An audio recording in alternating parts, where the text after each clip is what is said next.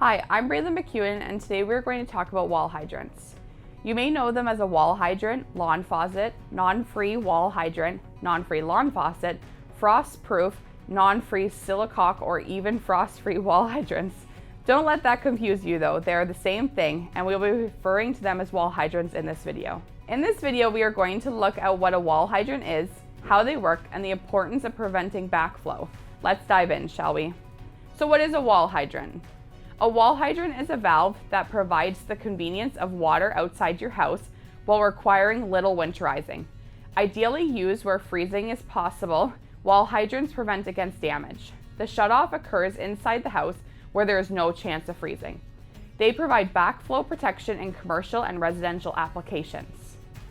So how does a wall hydrant work? The handle is turned outside, but the valve that controls the flow of water is on the other side of the wall. This is done through a stem that opens and closes a valve inside the house. In the closed position, a bib washer is forced against the faucet seat, stopping the water. To turn the valve on, simply turn the handle and the stem will open the bib washer, allowing water to flow freely through the valve. To turn it off, simply turn the handle the other way and the stem will press against the bib washer against the seat, preventing more water from flowing through the valve. Wall hydrants need to be installed at a 3 to 5 degree incline, where the inlet is higher than the outlet. This allows the valve to drain, ensuring there is no water left in the valve to freeze. To help with this, a plastic wedge can be placed securely between the wall and the wall hydrant flange.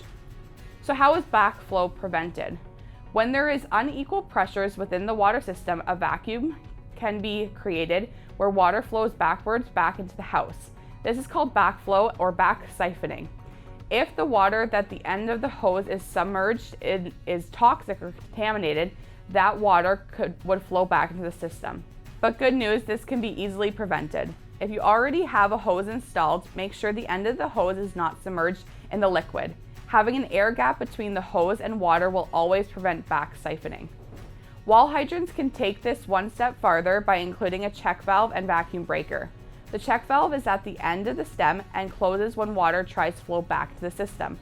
A vacuum breaker allows air to enter a valve, eliminating the vacuum within the system and ensuring the valve drains completely. Before removing a faulty wall hydrant, I would recommend doing a bit of research about it. Some wall hydrants can be easily repaired instead of replaced. If it needs to be replaced, think about installing one that can be repaired in the future. It could just be a worn out piece that needs to be replaced. To sum this up, whether you know it was a wall hydrant or a non-freeze lawn faucet, these valves are excellent for providing water outside with built-in backflow protection and the winterizing required. These sure are great valves. The video is based off a blog called The Basics on Wall Hydrants. To view the original blog, head over to boshartu.com.